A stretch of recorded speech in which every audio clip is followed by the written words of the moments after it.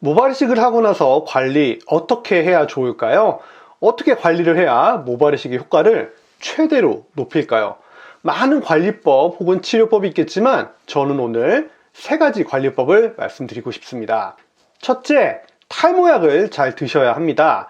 정말 귀에 딱쟁이가 내려앉을 정도로 또 얘기하고 또 얘기하고 또 얘기하는데 생각보다 잘 안 지켜집니다.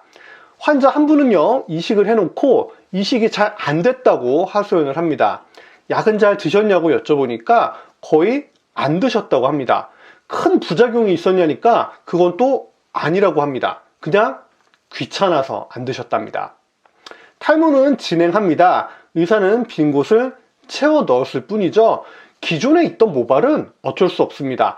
아무리 이식이 잘 돼도 약을 안 먹으면 기존 모발도 빠지고 이식 모발도 빠집니다. 물론 이식 모발은요, 탈모의 기존 모발보다는 더 저항을 합니다. 하지만 100%는 아니죠.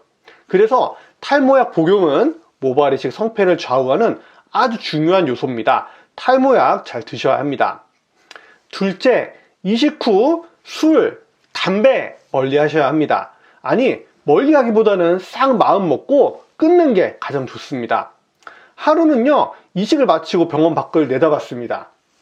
뜨악했어요. 불과 30분 전에 이식을 마쳤던 환자분이 한 대 멋지게 태우고 계시더라고요. 허공을 바라보면서 그 표정이 아직도 잊혀지지가 않습니다. 뜨악했죠. 이식을 하려면요, 뒤통수에서 모낭을 채취를 합니다. 마치 제주도 살던 사람을 서울로 이주시키는 거랑 똑같습니다. 이사를 오면요, 수도도 연결해야 하고 전기도 연결을 해야 합니다. 모낭 입장에서는 먹고 살기 위한 혈관이 연결되어야 합니다. 이게 3일이 걸려요. 3일간은 모낭이 자체적으로 가지고 있던 에너지로 어떻게든 버텨냅니다. 모낭 입장에선 엄청난 스트레스겠죠. 안정적으로 혈관이 작동하기 위해서는 10일이 필요합니다. 10일에서 14일 정도가 이식의 골든타임이다 라고 설명하는 것도 과언이 아니에요.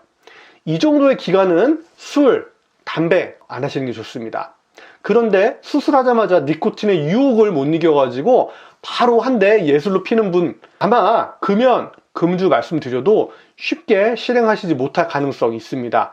모발이식 최고의 효과를 보기 위해선 이 영상 보시는 분들은 꼭 최소 3일간 금연, 금주 하셨으면 좋겠습니다.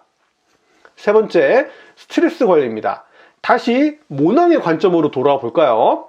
머리카락에 씨앗인 모낭 입장에서 보면요, 모발 이식이란 자체가 엄청난 스트레스를 주는 상황이죠. 갑자기 잘 살고 있던 제주도에서 서울로 하루아침에 강제 이주를 하게 되었으니까요. 거기다 수도, 전기도 다시 설치해야 하고 친구들도 새롭게 사귀어야 합니다. 모든 과정이 스트레스죠. 그런데 식사를 제대로 하지 않아서 영양 공급이 줄어든다거나 불규칙한 수면으로 충분한 휴식을 제공받지 못한다면 모낭은 더더욱 스트레스를 받을 거예요.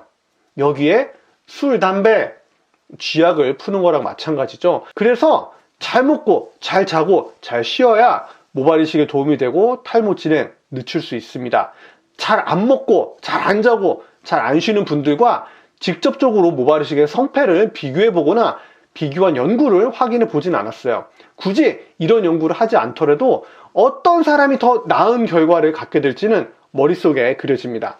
제가 말씀드린 부분, 약 잘 먹고 술, 담배 멀리하고 스트레스를 관리하는 법 외에도 아주 다양한 관리법이 있을 수 있습니다. 모발 이식의 성공에 제가 말씀드린 것 이외의 요소도 분명히 있을 거예요. 또 어떤 분은 왜 이렇게 모발 이식 성공 요인에 환자 요소를 강조하냐, 미리 연막 치는 거 아니야 라고 말씀하실 수도 있습니다.